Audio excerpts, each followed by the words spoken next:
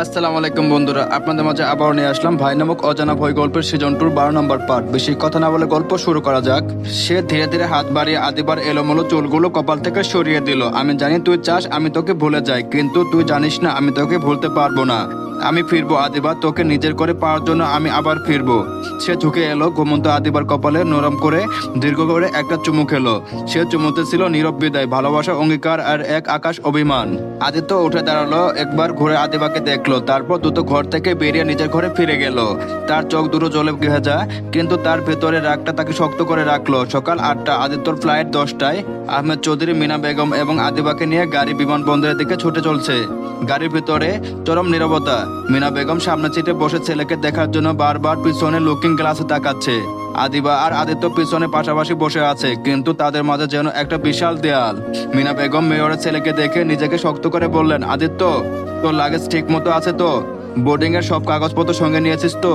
আদিত্য ঠান্ডা গলায় জবাব দিল, হ্যাঁ আম্মু, সব নিয়েছি। আহমেদ চৌধুরী গাড়ি চালাতে চালাতে জয়কে ফোন করে দিয়েছিল। জয় আদিত্য চালাতো ভাই, শুরু থেকে সে দেশের বাইরে, সেখানে পড়াশোনা করে বেড়ে ওঠা। কথা হলো জয় আদিত্যকে রিসিভ করার জন্য এয়ারপোর্টে থাকবে। আহমেদ সাহেব রাস্তার দিকে মনোযোগ রেখেই বলল, আদিত্য তুই পৌঁছে আমাকে ফোন করবি, কোনো অসুবিধা হলে জানাবি। আদিত্য মাথা নাড়ালো। এদিকে আদিবা একবারও আদিত্যর দিকে তাকাচ্ছে না। তার চোখ জানালার বাইরে দ্রুত সরে যাওয়ার দৃশ্যের দিকে স্থির।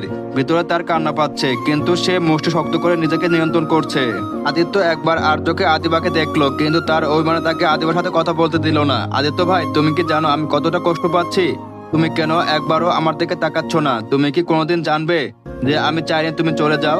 তুমি কি কোনোদিন বুঝবে তোমার ভালোর জন্য এই মিথ্যা বলা আমার জন্য কতটা কঠিন ছিল? আমি চলে যাচ্ছি আদিবা, তোর তো এখন খুশি হওয়ার কথা, তাহলে এখন তুই কেন আমার চোখে চোখ রাখতে পারছিস না? তোর জেটটা কি আমার চেয়েও দামি? দেখতে দেখতে গাড়ি বিমানবন্দরে পৌঁছালো। আহমেদ চৌধুরী লাগেজ বের করছেন। মিনা বেগম এগিয়ে এসে আদিত্যের হাত ধরলেন। কান্না চাপতে গিয়েও গলা ভিজে এলো তার। বাবা, আমার বুকের মানিক, নিজের খেয়াল রাখিস, মন খারাপ করিস না, মা সবসময় তোর পাশে আছে। ওখানে গিয়ে নিজের যত্ন নিস, ভালো করে পড়াশোনা করিস বাবা। আমাকে কথা দে তুই ওখানে ঠিক মতো খাওয়া দাওয়া করবি। আদিত্য নিঃশব্দে মায়ের হাতটা ছাড়িয়ে নিল, কোনো আবেগ দেখালো না। তুমি চিন্তা করো না আম্মু, আমি ঠিক থাকবো। আহমেদ চৌধুরী লাগেজ নামিয়ে বোর্ডিং পাস হাতে নিয়ে বলল, চল আদিত্য, সময় হয়ে গেছে। আদিবা এগিয়ে এলো। শেষ মুহূর্তে তার যেন কিছু বলার ছিল, কিন্তু আদিত্যর কঠিন মুখ দেখে তার সব কথা গলায় আটকে গেল। আদিত্য তার দিকে এক পলক তাকালো, তার চোখে এক গভীর ক্রোধ আর অভিমানের ছাপ। এই চাহনিটা আদিবার বুকে তীর হয়ে বিঁধল। আদিত্য কঠিন এবং হিমশীতল কণ্ঠে বলল, ভালো থাকিস আদিবা। এই কথাটি ছিল তার বিদায়। সে আর কোনো কথা বলল না, ঘুরে হাঁটতে শুরু করলো ইমিগ্রেশনের দিকে। আদিবা আদিত্য যার দিকে তাকিয়ে আছে হাত বাড়িয়ে ডাকতে চাইলো, আদিত্য ভাই, কিন্তু ডাকতে পারলো না। তার গলা ধরে এলো। মিনা বেগম দ্রুত তাকে জড়িয়ে ধরলেন। মিনা বেগম আদিবাকে জড়িয়ে ধরে কাঁদতে কাঁদতে আহাজারি করে উঠলেন, চলে গেল আদিত্য, আমাদের সবাইকে ছেড়ে চলে গেল। আদিত্য সিকিউরিটি চেকিং এর সামনে লাইনে দাঁড়িয়ে আছে। সে শেষবারের মতো ঘুরে পেছন ফিরে তাকালো। আদিবা তখনও দাঁড়িয়ে আছে। তার মুখটা দেখে আদিত্যর ভিতরে আবারও তীব্র যন্ত্রণা ফিরে আসলো, কিন্তু সে নিজেকে শক্ত করে রাখলো। তোর দেয়া নির্বাসন আমি মেনে নিলাম আদিবা। যে জেদ নিয়ে তোকে ভালোবেসেছিলাম, ঠিক একই জেদ নিয়ে আজ তোকে ছেড়ে যাচ্ছি। তবে মনে রাখিস, আমি ফিরে আসবো। তোর দু চোখে অঝোর প্লাবন দেখলো, এই হৃদয় যেন আর কখনো কম্পন না জাগে, সে শক্তি নিয়েই ফিরে আসবো। পেছন থেকে আদিবা পলকহীন তাকিয়ে আছে। প্রিয় মানুষকে ভালো রাখার নাম যদি হয় বিচ্ছেদ, তবে আমি সেই বিরহে বাঁচতে রাজি আছি আদি ভাই।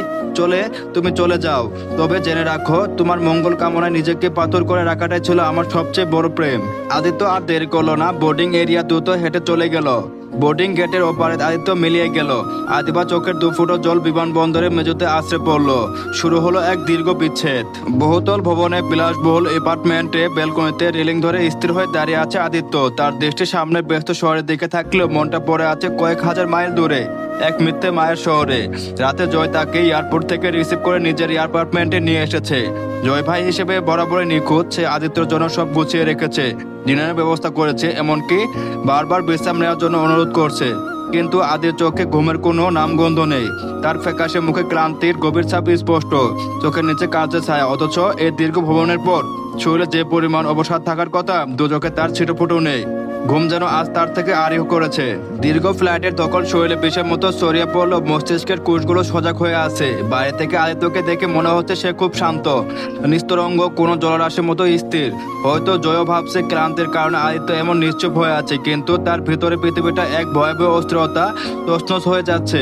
নিজেকে চেনা মাটি, চেনা আকাশ আর আপনজনদের ছেড়ে আসা যে এত কষ্ট হতে পারে তা আদিত্য আগে কখনো ভাবেনি। এই বিদেশ বিভয়ে ঝকঝক তকতকে শহরটা তার কাছে এখন এক যন্ত্রণাদায়ক নির্বাসন ছাড়া আর কিছুই মনে হচ্ছে না। বারবার চোখের সামনে ভেসে উঠছে বাবার মায়ের মুখ, আদিবার সেই সজল চোখ জোড়া আর নিজের প্রিয় ঘরটা, যেখানে তার শৈশব থেকে তরুণে হাজারো স্মৃতি মিশে আছে। এক একটি স্মৃতি যেন ধারালো কাচের টুকরোর মতো তার ভেতরটাকে ক্ষতবিক্ষত করে দিচ্ছে। নিজেকে আজ বড্ড একা মনে হচ্ছে আদিত্যের। অথচ দেশে থাকতে তার জীবনটা ছিল কোলাহলপূর্ণ। বন্ধু মহলে সে ছিল আড্ডার মধ্যমণি। তাকে ছাড়া কোনো পরিকল্পনা পূর্ণত পেত না, কোনো আড্ডায় প্রাণ আসতো না। সেই প্রাণবন্ত ছেলেটা আজ কয়েক হাজার মাইল দূরে এক অজানা শহরে একা দাঁড়িয়ে আছে। আদিত্য হঠাৎ মনে হলো, এখন কি বন্ধুরা তাকে ছাড়াই আড্ডা দেবে? আড্ডার মাঝে কেউ কেউ হঠাৎ করে থেমে গিয়ে বলবে আদিত্য নেই বলে আড্ডা জমছে না, নাকি সময়ের নিষ্ঠুর নিয়মে সবাই তাকে ভুলে যাবে? জীবন কি তবে সত্যি এমন, যেখানে মানুষের জায়গা খুব দ্রুত পূরণ হয়ে যায়? এই অনিশ্চয়তা আর বিচারের হাহাকারে তার বুকটা ফেটে যাচ্ছে। সে পকেট থেকে ফোনটা বের করে কাপা হাতে হৃদের নাম্বারটা ডায়াল করলো। কয়েকবার রিং হওয়ার পর অপার থেকে এক তচ্ছন্ন কণ্ঠ ভেসে এলো। হ্যালো। আদিত্য গলাটা স্বাভাবিক করে বলল, হৃদ, আমি আদিত্য বলছি। হৃদ একটু চমকে উঠলো। আদিত্য? কিন্তু এটা তো বিদেশি নাম্বার মনে হচ্ছে। এটা কার নাম্বার? এটা আমার নতুন নাম্বার দোস্ত। তোর নাম্বার মানে? কোথায় তুই? গত একদিনে অনেক কিছু ঘটে গেছে হৃদ। তোকে গুছিয়ে বলার মতো সময় বা মানসিক অবস্থা আমার নেই, কোনোদিন ছিল না, তাই বলতে পারিনি। কি হয়েছে আদিত্য? তোর গলা এমন শোনাচ্ছে কেন? সব ঠিক আছে তো? ঠিক আছে বলতে আমি লন্ডন চলে এসেছি হৃদ। কথাটা শুনে হৃদ বিছানা ছেড়ে থরফর করে উঠে বসলো। কি লন্ডন? মানে কি? কখন গেলি? কেন গেলি? আমাকে তো কিছু বললি না। আদিত্য শুকনো হাসি দিয়ে জবাব দিল, তুই তো সবটা জানিস হৃদ। বাবা মা চায়নি আমি দেশে থাকি, তাই পরিস্থিতির শিকার হয়ে শেষমেশ চলে আসতে হলো। তাই বলে কাউকে কিছু না বলে হুট করে চলে গেলি? আমি আসতে চাইনি হৃদ, আমি শেষ পর্যন্ত লড়াই করতে চেয়েছিলাম। কিন্তু একটু থামলো, গলাটা ধরে এলো, তারপর আবার বলল, যখন শুনলাম আদিবা চাই না আমি ওই বাড়িতে থাকি, তখন আর থাকার কোনো কারণ খুঁজে পেলাম না। আমি চাই না আমার জন্য আদিবা কোনো কষ্ট পাক, তাই নিজের ইচ্ছাকে বিসর্জন দিয়ে চলে এলাম। হৃদ এবার একটু বিরক্ত হলো। আদিবার কথা তুই আর কত ভাববি আদিত্য? এবার একটু নিজের কথা ভাব। আদিবা কি আমার পরো? তো আমার নিজের অংশ। তোকে কি করে বোঝাই? আদিবা আমার আত্মার অংশ, কিন্তু দুর্ভাগ্যবশত সে আত্মাই আমাকে অস্বীকার করলো। একবারও জানতে চাইলো না সত্যিটা কি। হৃদ একটু ইতস্ত বোধ করে বলল, আদিত্য, তুই কি সত্যি মনে করিস আদিবা তোকে ভালোবাসে, নাকি সবটাই তোর চোখের ভুল? ওর কাছে কি তুই ততটাও প্রিয় যতটা তুই ভাবিস? হৃদের কথা শুনে আদিত্যের বুক উচকে গেল। তুই কি বলতে চাইছিস? পরিষ্কার করে বল। না, তেমন কিছু না, তুই সবে গিয়েছিস, এখন এসব থাক, কথা খুলাস না হৃদ। বললাম তো কিছু না।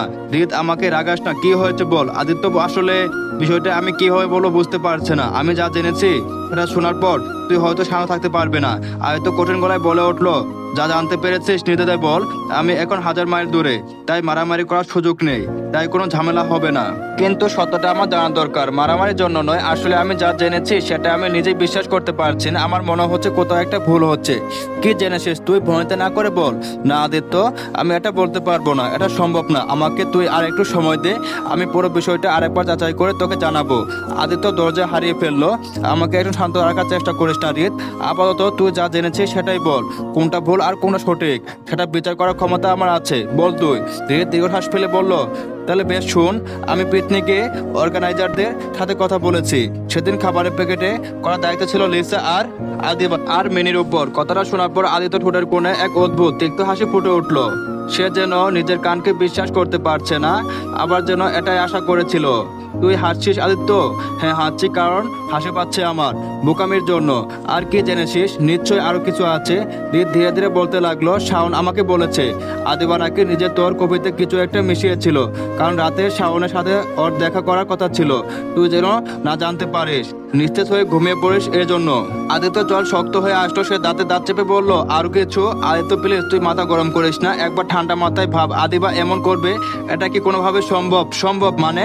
আদিবা শুধু শাওনের সাথে দেখা করার জন্য এমনটা করেনি। ও ভেবেছিল ডাক দিলে আমি দুর্বল হয়ে পড়বো, সবার সামনে মাতলামি করব, আর সে সুযোগে ও সুন্দর মতো ভিকটিম সেজে অভিনয় করে আমাকে ফাঁসাবে। আর ও সফল হয়েছে।